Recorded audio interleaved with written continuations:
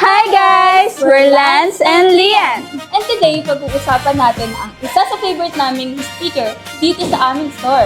Ang Klipsch RP600M2.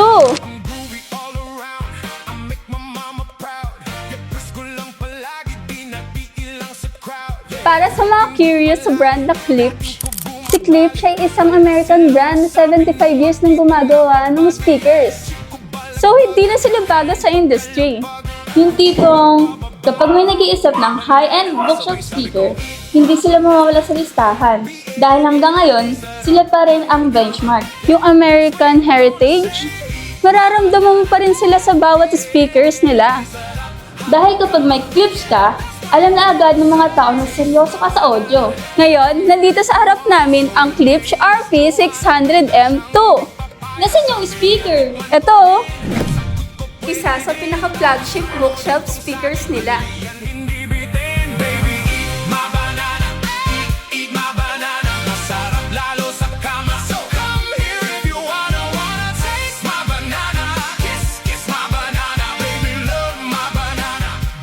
Ang design ng Klipsch speakers ay very timeless.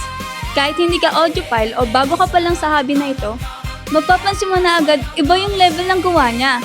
Alam mo ba, yung proper span woofer na yan, 6.5 inches yan. Tapos yung tweeter nila na Tractix horn, exclusive sa Klipsch yan. Hindi mo makikita sa ibang brands yan. Kung sound naman ang pag-uusapan, ang pinakamadaling description dyan, ang very sweet ang kanyang highs. Hindi harsh kahit matagal ang pinakikinggan. Kaya naman kahit mahilig ka sa jazz, classical, or rockman, bagay sa ito. Very versatile, di ba? So, ano pang inaantay natin? Paparinig na namin sa inyo ang live demo. Ano, tara?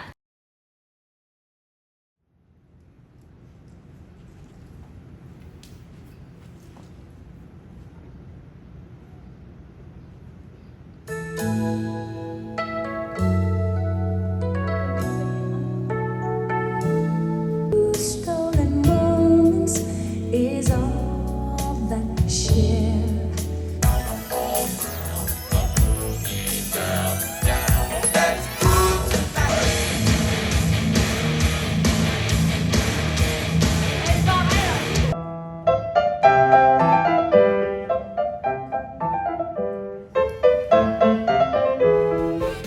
Kung nagustuhan niyo itong video na to, make sure to like, comment, and subscribe.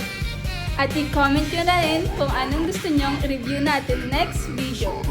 Message us on Nicely Done MLA on Facebook. Yun lang. Bye-bye!